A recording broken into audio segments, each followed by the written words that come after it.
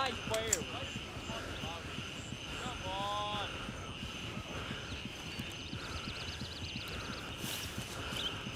Show your fucking.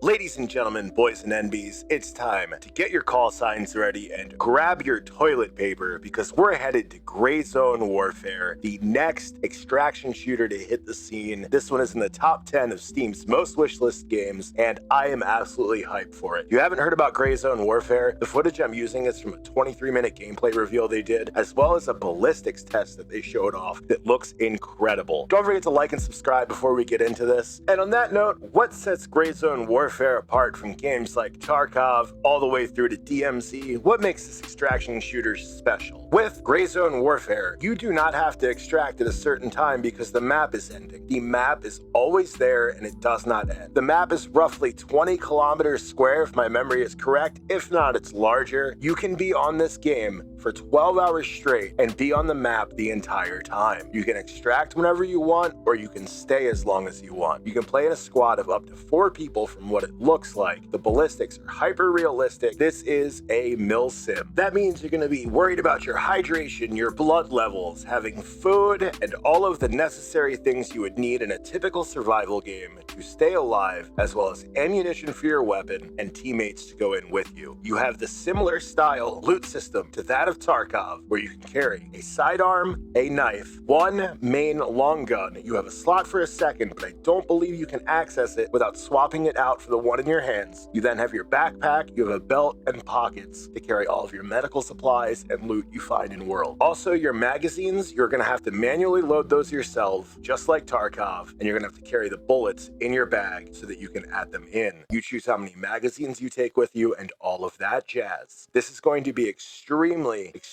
good because if you find good loot, you need to get off the X, and it could take up to a half an hour to get to that exfil point. And did I not mention, there are 3 different PMCs, which are all player controlled. So you have friendlies that are not in your squad on the map, but there are also 2 different factions on the map that are not friendly with you. This game has hundreds of missions at launch, and not a single one requires you to kill another live player. The only reason to kill another player is if they attack you or they have something shiny that you want. This is how an extraction shooter is supposed to be done, giving you the ability to complete every mission the way that you would like to by going in guns a-blazing, taking a more stealth approach, or sitting back as a marksman, or even combining the likes of them and having an overwatch while the rest of your team goes in and handles business. And on those occasions that you do come across friendlies from your own PMC, if they are in danger, it is up to you if you would like to help them or just sneak on by using them as a distraction to save your own hide. I'm sure you will pay for that with karma in the end. Gray Zone Warfare will be launching as a early release access game, and it will be developing with the player base. So says Madfinger Games, the developer of this game. That means your voice truly does matter here, and they will listen to what the community wants to make this game the game that we all want it to be. I expect this game to get a lot of DMZ style features added on top, as it comes from a more Tarkov base to get a happy medium. However, you will still have much more in-depth health, energy, and hydration systems than that of a Call of Duty, but I don't think it will be as bad as that of Tarkov. The game runs on Unreal Engine 5, and it is absolutely beautiful for a studio that has never made a game outside of the mobile marketplace. It looks fluid, it looks smooth, and I cannot wait to get my hands on it. I know a lot of the bigger creators had a chance to do a playtest this week, and we should be seeing that footage probably early next week. I can't wait for that, and as far as release dates go, this game will be out by the end of the month, is what the developers have said. It is now the 16th of March. That means we have 2 weeks at most for this game to be in our hands, and I absolutely cannot wait for that. And alright, so you're playing Gray Zone Warfare and you die. As of right now, there are no player-driven vehicles in the game. However, there are little birds that you can use for exfil and infill from the player bases that are on the map, and they will go to preset locations or within certain areas of designated positions. This is primarily how you will get around the map other than hooving it. I believe the developers in the future do want to add vehicles. I'm not sure if they're going to go the full Battlefield route or if they're just going to give us things like buggies and LTVs to get around the map. I'm not sure which way they're going. They haven't said yet, other than that they do plan to add vehicles. I personally would like to see everything from your ground vehicles, your IFVs, and even up to Bradleys and Abrams. I'm okay with that.